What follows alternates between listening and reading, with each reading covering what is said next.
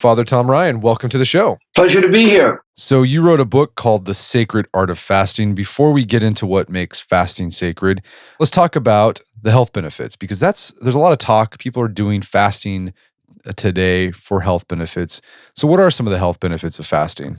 First of all, I agree with you that there are very real benefits to fasting. I think we need to recognize simply that the body is a microcosm of the earth, and just as there's a whole host of toxins that are poisoning our Earth's ecosystem, so it is with our individual physical bodies.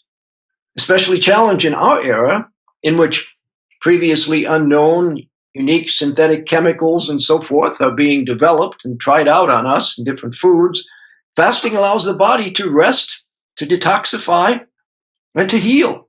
Normally, in addition to digesting food, which is the body's biggest job, the body works to eliminate wastes, to fight diseases, to ward off sickness. It replenishes worn out cells, nourishes the blood. And when it's relieved of its biggest job, which is the digestion of food, the system can then catch up on some of its back work. And our body, through fasting, is cleansing itself and healing the parts that are ill. And some of the benefits to which people attest are you just feel healthier. The health improvement claims that one finds in the literature on fasting, it covers a wide range, like sufferers of such assorted ailments as constipation or hay fever or asthma or peptic ulcers, colitis, and so forth. They witnessed that their symptoms were significantly alleviated or disappeared altogether after a fast. And they also witnessed to how they felt more tranquil. You know, how we sometimes turn to eating because we're, anxious. We don't really need the food, but eating distracts us and gives us something to do. And in conjunction with that, by and large, people sleep better when they have a regular fasting practice. Nearly half of the US population complains of difficulty in getting to sleep, staying asleep. Well, it's what's going on in our internal organs that often keeps us awake. If we're at rest, sleep's going to flow much more naturally if our body is not, being troubled by overeating or heartburn or bloating or indigestion. It also helps us free up some time for deeper pursuits. Certainly fasting, or eating rather, is meant to be one of life's chief joys. And when people sit down together, it should be an event that closes the door on routine, opens a new space and time in which the food that's passed from hand to hand becomes a symbol of deeper sharing for us around the table. So the meal experience is meant to be more than just putting food into our bodies, but so often it's just that. Something taken on the run and eaten alone. There are very real health benefits of fasting.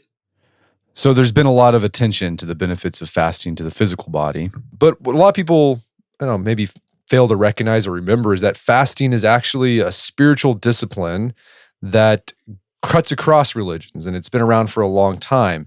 So what do you think, how have you come to personally understand fasting as a powerful spiritual discipline? What is it about not eating food that makes it a spiritual discipline?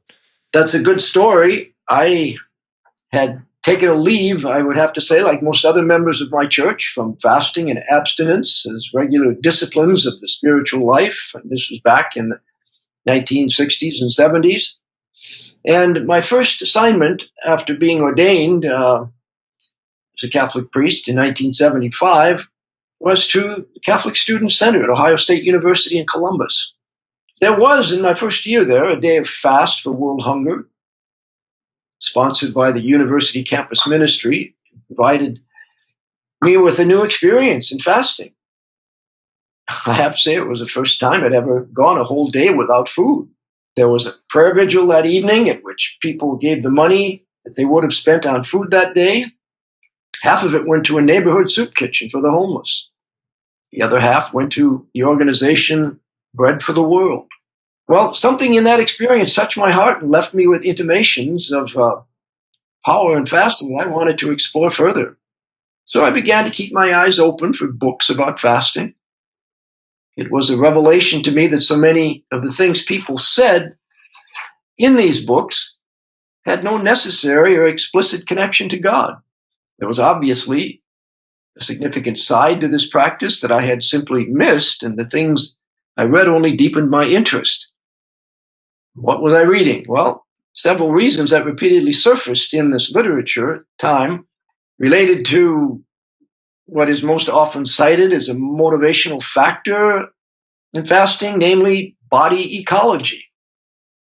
Many people said they fasted simply to give their physical selves a rest, a holiday. The argument just kind of went along the lines of, well, the body is constantly absorbed in the work of digestion, food, metabolizing it into energy, eliminating the waste materials. And to go without eating from time to time is to reward our bodies with the same kind of vacation that we give our minds after we've been working hard, reading or writing. Fasting, in short, gives the body a chance to renew itself. It's a time in which the body burns its rubbish. It's kind of like a house cleaning day. The list of motivating factors that I was reading about were quite long and impressive. Just cite a few of them. One was you feel better physically and mentally. Another was, save some money on food. Another was give the whole system a rest. And of course, clean out the body, sleep better, and so forth. Well, those reasons, of course, were the ones cited in the books on the health shelf of the bookstore. And in the other literature, the pamphlets in the church bookstores or in the rack at the back of the church, it was all about God, and usually in a Lenten framework. There was a major disconnect in the two kinds of literature that I was surveying. The material from the health food store gave you the body ecology approach, and the one from the church, the spirituality approach. What I didn't find were books or articles that help people integrate both the physical and the spiritual benefits of fasting. It doesn't have to be either or, I told myself. It can and should be both, because we're not just bodies and we're not just spirits. We're embodied spirits, you might say, in spirited flesh. So what's good for me physically is good for me. What's good for me spiritually is good for me. There's only one me to which it all comes back. And confining a means of spiritual growth to the 6 weeks of Lent made no sense to me either. I thought, well, if this is a valuable practice for those 6 weeks, then it should have something of value in it to recommend it for the other 46 weeks of the year as well, shouldn't it? As a spiritual life practice, it did not make sense to simply box it up and write Lent on that box. So I decided to explore these questions further by preparing and promoting a Lenten Bible study series called The Adventure of Fasting. People, I think, were kind of drawn even by the title because they certainly hadn't considered this an adventure. But we began with a survey of all the passages in fasting in the Bible, and then we talked a good deal about its human roots and the virtues of moderation and temperance. We strove, in short, to articulate a holistic approach, one dealing with the human person as an embodied spirit. On the one hand, we wanted to discover the value of fasting as an act of faith, hope, and love, a religious act directed toward God.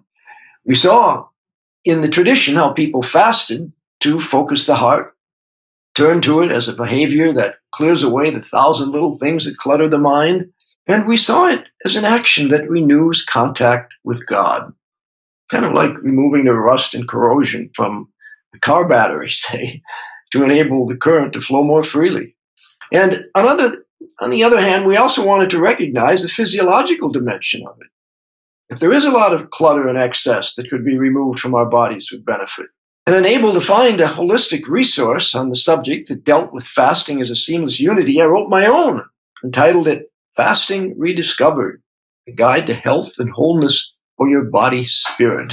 I emerged from that series of discussions with a fresh appreciation for fasting as a way of communicating with God and as a way of caring for our inspirited body. Shortly thereafter, I started fasting a day a week.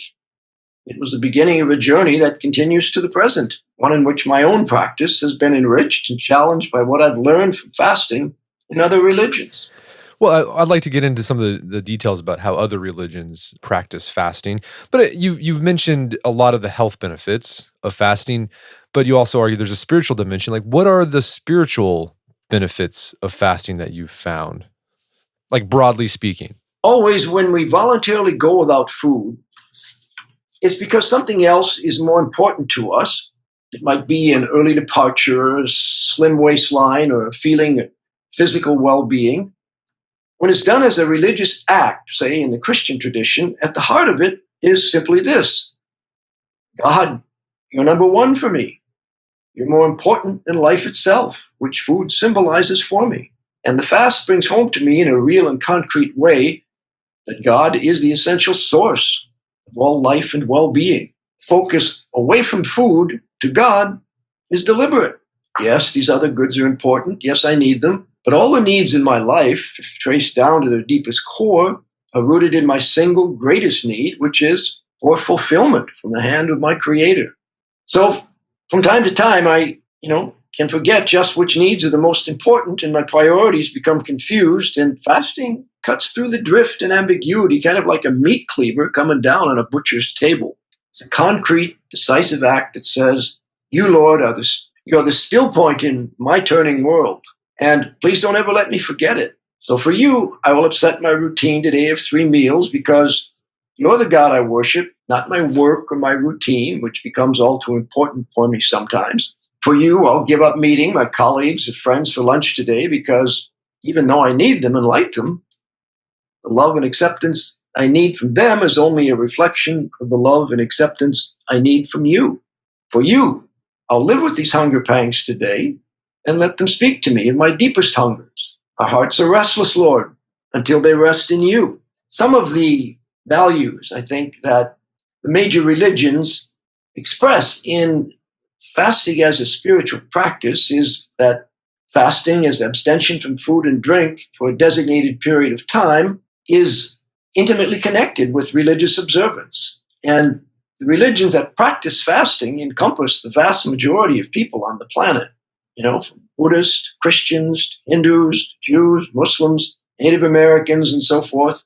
You might justifiably conclude that any spiritual practice embraced so universally has to have something going for it, wouldn't you?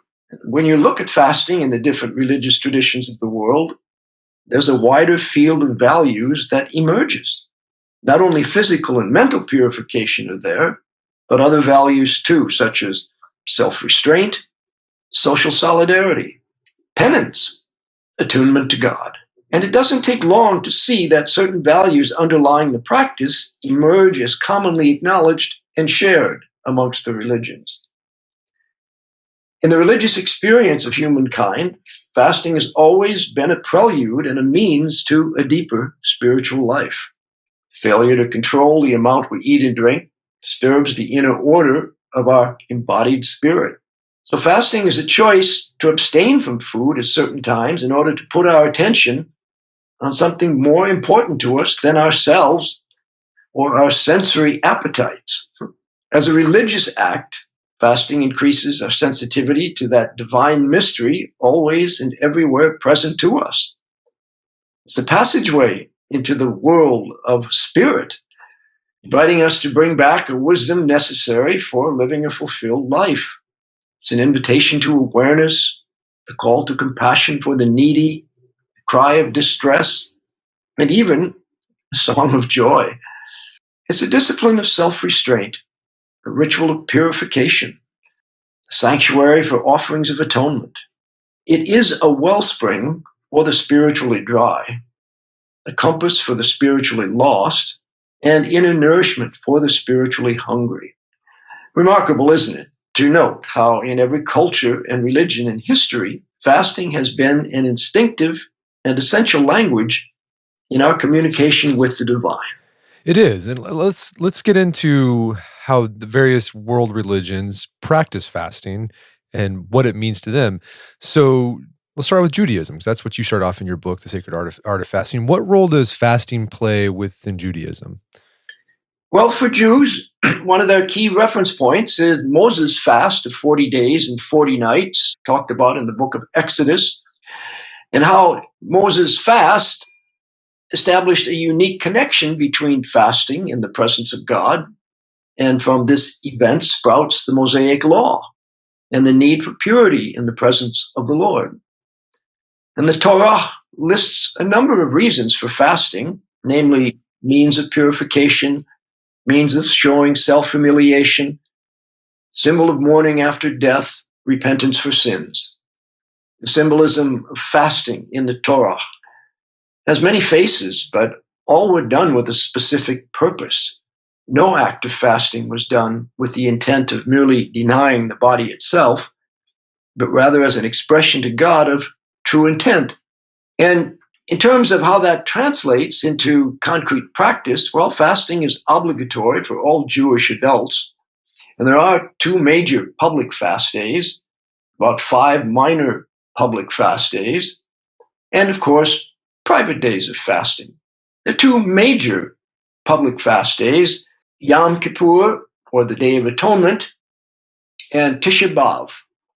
Yom Kippur calls for no eating, drinking, washing, anointing with oil, wearing of sandals, no work, no sexual intercourse. It's a 25-hour fast beginning at sunset the evening before Yom Kippur and ending 1 hour after sunset on the day of Yom Kippur.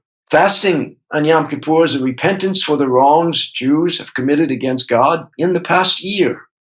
So if a Jew has sinned against another person, the Jew must seek reconciliation, righting the wrong, before the start of Yom Kippur.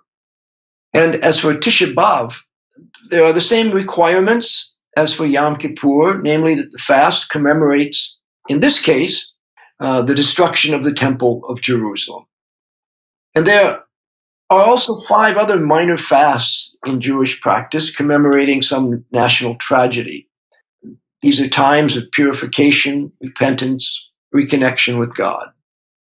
The fasts last from dawn until sunset, and no one is permitted to eat breakfast if one arises before sunrise to do so.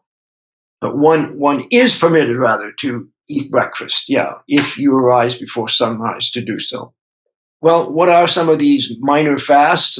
One is called the Fast of Gedaliah, which commemorates the killing of the Jewish governor of Judah. And then there's the Fast of Tevet, which commemorates the beginning of the siege of Jerusalem, which is also Memorial Day for Jews who died in the Holocaust. A third is the Fast of Esther, which commemorates the 3 days that Esther fasted before approaching King Ahasuerus on behalf of the Jewish people. And a fourth is the Fast of the Firstborn. And this commemorates the fact that Jewish firstborn males were saved from the plague in Egypt, and that fast is observed by firstborn Jewish males on the morning before Passover. And the fifth one is a Fast of Tammuz, which commemorates the day when the walls of Jerusalem were breached. And then in addition to these 2 major and 5 minor fast days, there are private fasts, such as a bride and groom fast the day before the wedding. The fast ends when they share a cup of wine under the wedding canopy. The purpose is to review and renew their lives. That gives us a feel for fasting in Judaism. Fasts are sometimes observed on the anniversary of the death of a close relative. But overall, the motivation is that fasting facilitates the process of teshuvah, which is return to God. And are they, besides abstaining from food and drink, is there anything else they need to do besides, and also intending the fast to be like a spiritual fast? Are they supposed to do anything else? Pray, give alms, things like that? Yes, those certainly do find expression in Jewish practice as well. And I think that syncing of, say, the personal practice of fasting with some kind of donation to others is very, very much strongly expressed in Islam, particularly. For Muslims, fasting is one of the 5 pillars of Islam and one of the highest forms of Islamic worship. And the Quran prescribes fasting that you may learn what they call taqwa.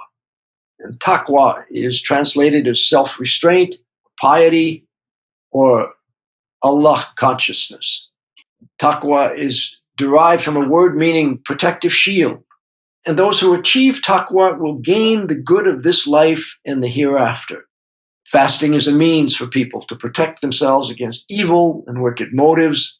It protects the person from succumbing to evil, and it protects society by preparing people to work for the general good. A person who achieves taqwa is in a state of constant awareness of God. He or she thinks about how to please God by doing good and guarding against evil. So fasting for Muslims, as well as for Jews, is a means of learning self-control, developing sympathy for the less fortunate, and thankfulness for all of God's bounty. The primary motivation is to please God. And the secondary motivation is to fight your own whims, your own desires, and to solidify the community, to try to feel the pains of the hungry. And the intention, again, here can be made during the night before going to sleep, or made when one gets up before dawn. And as dawn breaks, the first of 5 daily prayers that Muslims practice are offered. And throughout the day, Muslims remind themselves that they are fasting for the sole purpose of pleasing God and seeking God's mercy. The fast is broken as soon as the sun sets, with no delay. And having a few dates with water is traditional. And in terms of motivation, I'd say fasting is between the individual and Allah.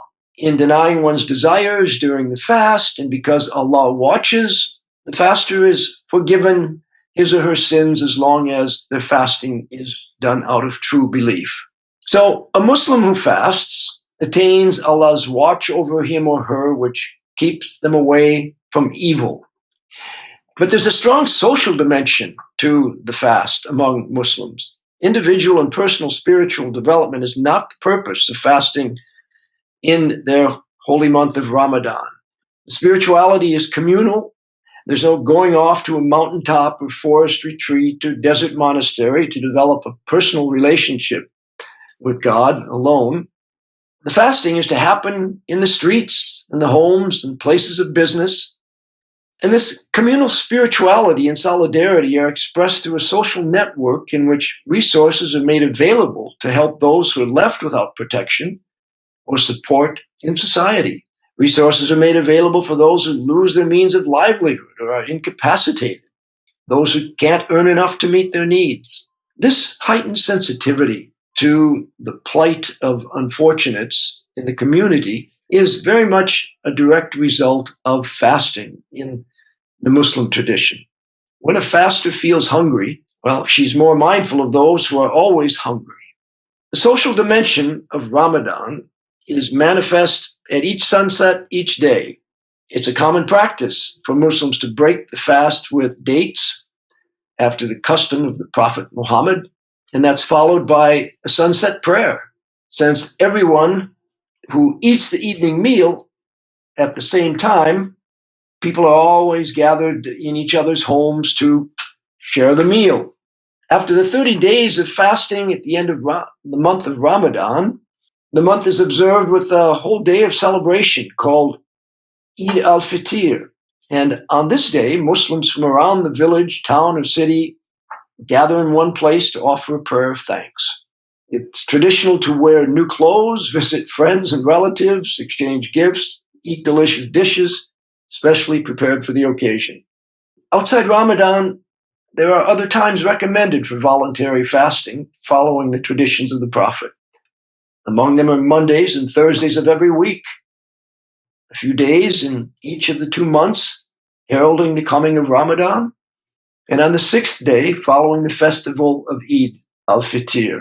While it's understood that the only obligatory fast is that of Ramadan, regular fasting throughout the year is encouraged to help maintain the Allah consciousness achieved in Ramadan. You also talk about Buddhism has a tradition of fasting as a spiritual discipline. What role does it play there? Well, Buddhism, I pause because I think before becoming enlightened, the Buddha was known as Siddhartha Gautama, and he had a minimal familiarity with his personal story, on our part rather, a minimal familiarity with his personal story, I think is necessary to understand how fasting is perceived within Buddhism. Siddhartha Gautama, who lived in about or across the 6th and 5th century before the Common Era, was the son of a king who ruled the lands at the foot of the Himalayas along what is today the border between India and Nepal. He left home at about age 29, gave up his princely life, became a wandering ascetic, seeking the answer to the questions of why people get sick, grow old, die. In short, he sought a satisfactory answer to why people suffer. So he set off to study with different masters, and after learning what they had to teach him, he still did not believe that he had found the way to liberation.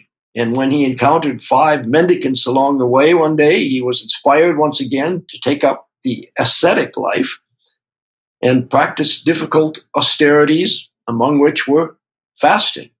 For 6 years, he dedicated himself to this path, taking only the barest minimum of food and drink.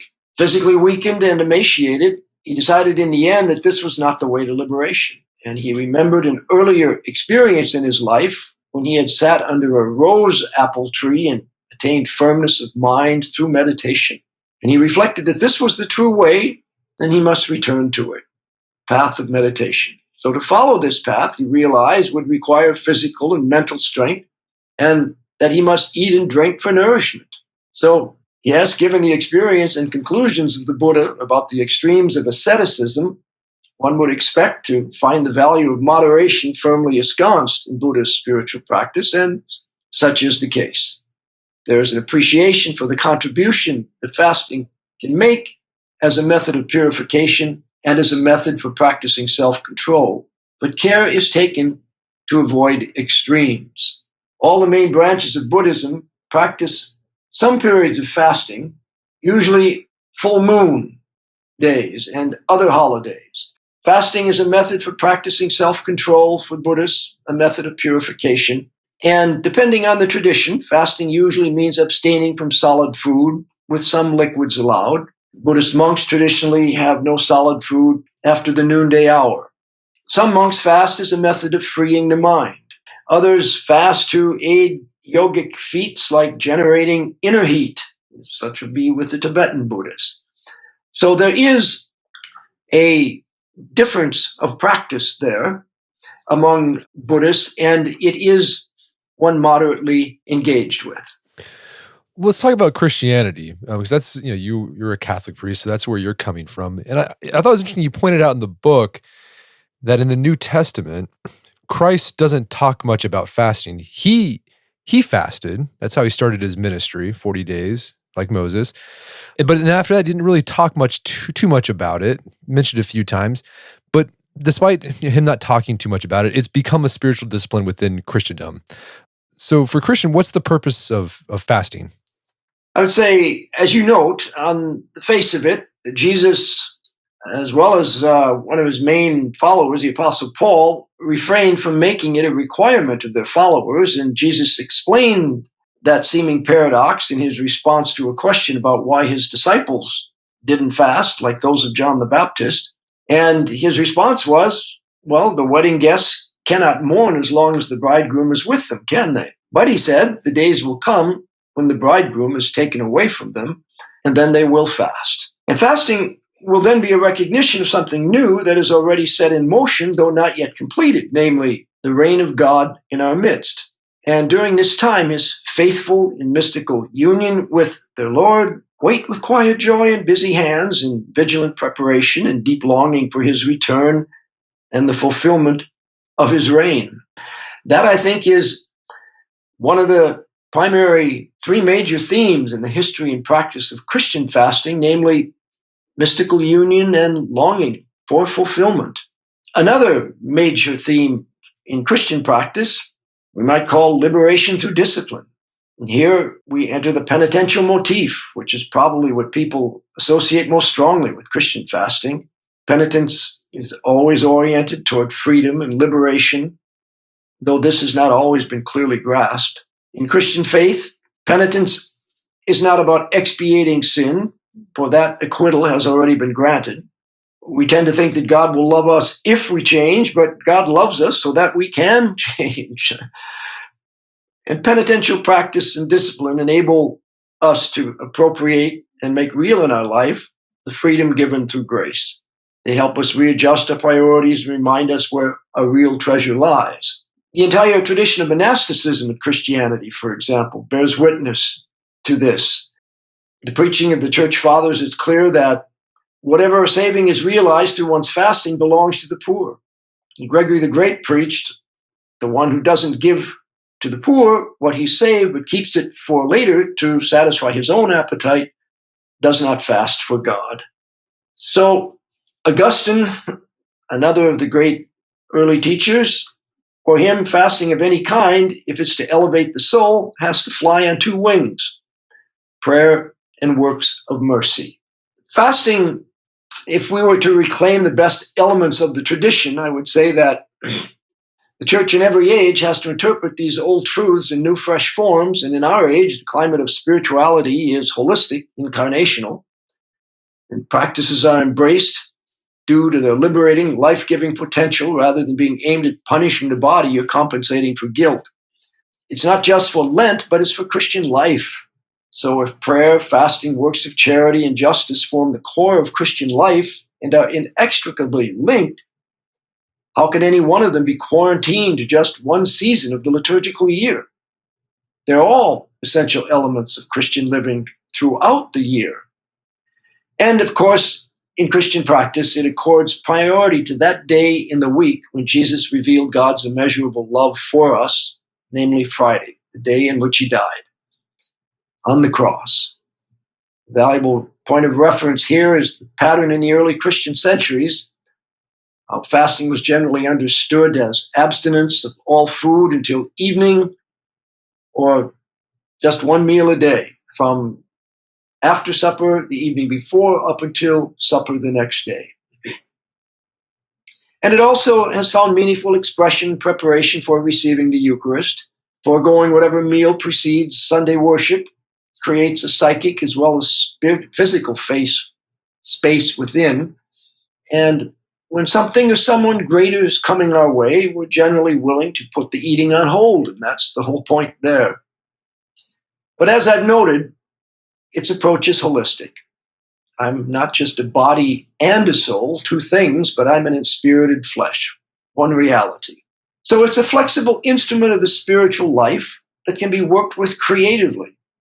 And it often has traces of quiet joy within it even. I think it's only when fasting is experienced as a body language of spiritual communication, namely mystical union with the risen one and longing for future fulfillment, then we can understand why fasting is characterized by even the quiet joy. It literally is an embodied prayer. Do you think fasting could be a spiritual practice for someone who isn't a theist or maybe isn't religious? Can it still be a spiritual practice for individuals like that? Yes, indeed. As we've noted, there are real holistic factors involved in the practice. As Augustine noted, that early Christian teacher, certainly you've deprived your body, but to whom did you give that which you deprived yourself? Fast then in such a way that when another has eaten in your place, you may rejoice in the meal you've not taken. The challenge is to hold the personal and the social dimensions together. And anyone can do that. We can become so fascinated by and enamored of the sheer physiological process and benefits of fasting that it might erase everything else from our minds and ends up being just something we do for our own personal health. But practicing fasting for personal cleansing alone drains the transcendent dimension out of it. So we want to keep in mind the distinctive nature of fasting as a religious act and as something done for others as well as for oneself. I think what makes fasting an art is holding the outer form and the inner intention together in harmonious balance. And what makes it a sacred art, as I try to stress in my more recent book on fasting, what makes it a sacred art is its motivating self-love and other love. So it sounds like for someone who's not religious, doing a fast and intending it to be for someone else, that could just be as simple as donating the money that you would have spent on food to charity or something like that. Exactly. So think outside of yourself. Well, let's say someone's listening to this and they want to get started with fasting as a spiritual discipline. Like, what's the best way to start? Should they just go right to a 24-hour fast, or do you recommend people start slowly? What's your advice on that? I think the best way to begin in fasting is to ease into it. Start by giving up just one meal, but do it with purpose and intention, and frame it with prayer. Then in the following week, drop 2 meals. And, if your religious tradition allows the option of taking liquids, take them. What to drink? Water and juice fasts are the 2 primary forms of fast practiced. Water-only fasts tend to provide more of an intense fasting experience. And if one has never fasted before, a juice and water fast will be easier and the best way to begin, perhaps. It enables you to maintain your accustomed daily energy level while continuing to work and exercise if you choose to do so. A juice fast will help the body to detoxify and heal, though to a lesser extent. On the other hand, it will also keep the desire for food more alive through the taste of the juice, whereas in water fasting, the desire for food passes more quickly. Both are good, but they're different. In longer fasts, those differences become more important than they are in a one-day fast. But overall, I'd say water, juices, herbal teas, quiet the self so that it can hear and be more attentive to the divine and focus more on that inner presence. Drinks like black coffee, herbal teas, soft drinks stimulate the central nervous system at a time when we're trying to give the self a rest, space and time for focusing on more internal realities. What if you can't fast from food for some reason? Can you still practice fasting as a spiritual discipline? Fasting can relate to more than just food and drink. If your health or your age or your life circumstances or those of any do not permit of fasting in the traditional sense, then make one or more of these ways of fasting part of your life on a regular basis toward the same end. What do I mean by alternative forms of fasting? Well, you can fast with your eyes, a little less TV, online, staring at the computer screen, a little more introspection and reflection on your life through keeping a journal. Or you might fast with your ears, listening more to your inner heart and spirit than to television or the radio, iPod. And you might listen to and let yourself be challenged by the words expressed in the scriptures you read that day. You can also fast with your hands. Just back off from the things that agitate you. Take time to sit and reflect, to rest and observe. Make time in your schedule to just put empty hands together in prayer. And you can even fast with your feet. Become more tuned to the modern compulsion to be always on the go. Resist that impulse. Maybe offer yourself a daily quiet half hour of reading that nourishes your spirit. Learn quiet sitting and meditation. And yes, one can also fast from something like anger, resentment, bitterness. Get to the bottom of why you're angry or resentful. What's the hidden demand underneath? And do the hard work of talking it through with the other or expressing clearly what it is you're asking for. Pray for the grace of forgiving those who've hurt you. We can also fast from judging others, unhook from conversations in which others are being disparaged, or contribute something positive to balance the negative things that are being said. And before making any judgments, just recall how God looks compassionately on our faults. So there are lots of possibilities here, are there not? There are. And it sounds like the thing that separates fasting from just abstaining from food and like fasting as a spiritual practice is the intent. You have to intend it to be a spiritual practice for it to be a spiritual practice. That's right. And we don't want to be the ones who, in our generation, lose contact with the medium, the message, the practice of this rich and strong spiritual tradition that surfaces in all the religions of the world. When you find a spiritual practice surfacing in just about every world religion, you know you're onto something very true, something very deep and universal in human experience. So if it's something that you haven't ever tried or have stopped doing, why not, especially, for example, if you're a Christian, take the opportunity of this Lenten season to re-engage with a life-giving practice known as fasting. Well, Father Tom, is there some place people can go to learn more about your work? Yes, I have a website where one can learn more about the work that I do as the director of the Paulist Fathers North American Office for Ecumenical and Interfaith Relations. And that website address is www.tomryancsp.org. Well, fantastic. We'll put that in our show notes. Well, Father Tom Ryan, thanks so much for your time. It's been a pleasure. Thank you very much, Brett. My guest today was Father Tom Ryan. He's the author of the book, The Sacred Art of Fasting. It's available on Amazon.com. You can also find out more information about his work at tomryancsp.org. Also, check out our show notes at aom.is/spiritual fasting, where you can find links to resources where you can delve deeper into this topic.